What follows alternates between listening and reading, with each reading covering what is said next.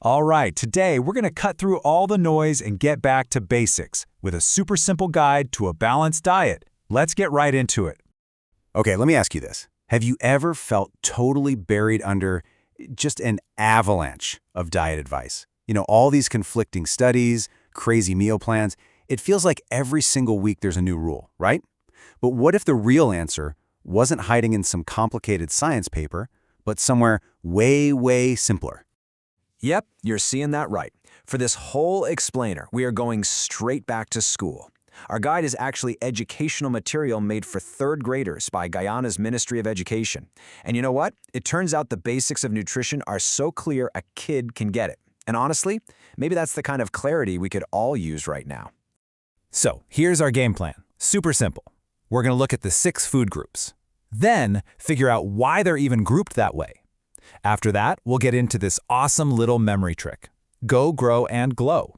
And finally, we'll put it all together and talk about what it means for you.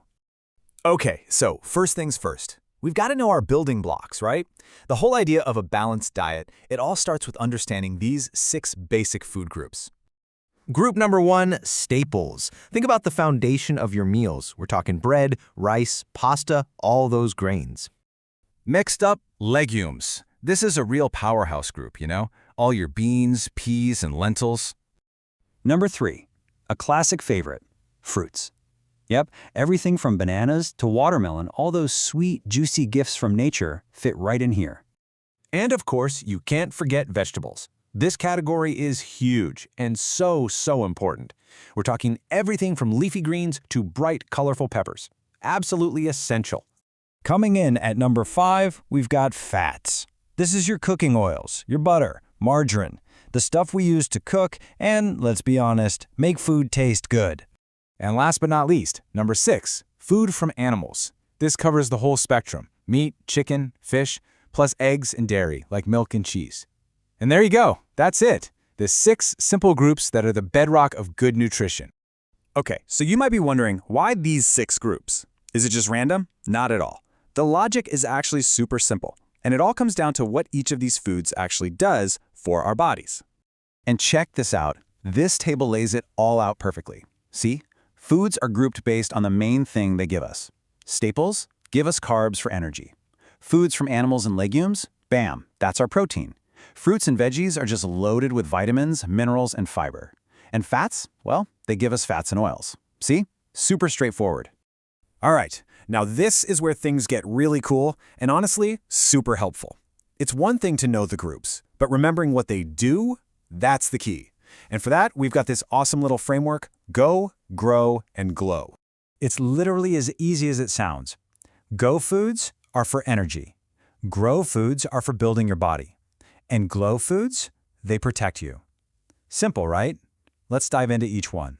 So first up are go foods. These are your energy givers. This is where staples and fats come in. They give you the carbs and fats that fuel you for everything. Work, playing, thinking. They're literally what gets you up and moving. Then we've got the grow foods. Think of these as the construction crew for your body. They're packed with protein, and they come from our foods from animals and legumes groups. They're all about building and repairing muscle and bone.